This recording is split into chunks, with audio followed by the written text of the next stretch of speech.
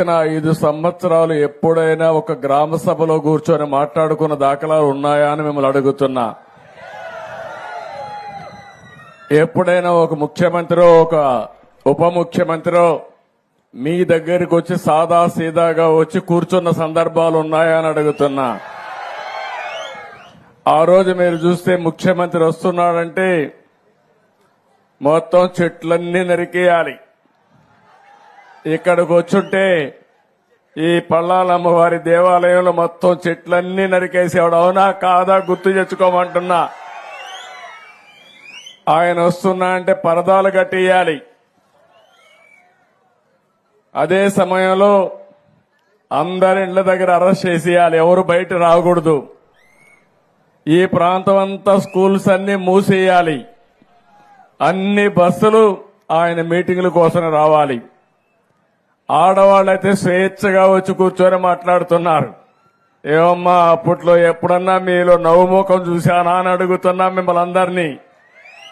స్వేచ్ఛ ఉందా అని మిమ్మల్ని అడుగుతున్నా. మిమ్మల్ని బలవంతంగా డాక్రా సంఘాలని బలవంతంగా తీసుకొచ్చి పెద్ద పెద్ద మీటింగులు పెట్టి ఉదయం నుంచి సాయంత్రం వరకు మీకు పనిష్మెంట్ ఇచ్చే రోజులవి. ఆ రోజులన్నీ అయిపోయినాయి. ఓసారి నేను చూశాను, వచ్చిన వాళ్ళు వెళ్లిపోతా ఉంటే పక్కన గోతులు తవ్వేవాళ్ళు పారిపోకుండా. ఇది ప్రజాస్వామ్యమా లేకపోతే డిక్టేటర్ స్వామ్యమా నాకైతే అర్థం కావడం లేదు.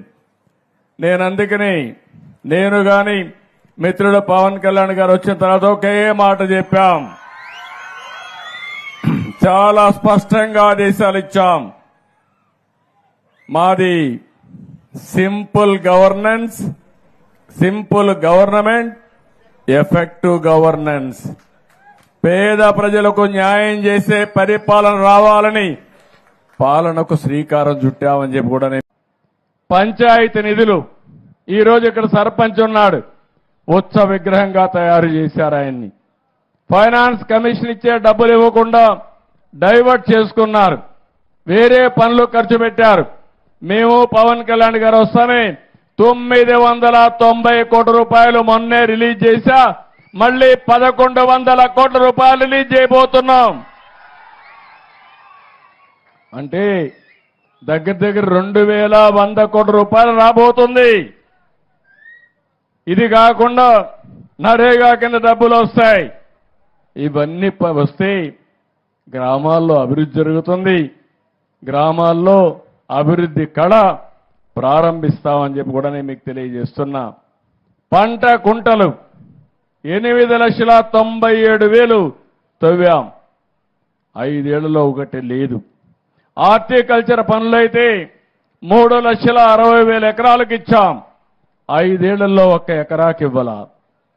ప్రతి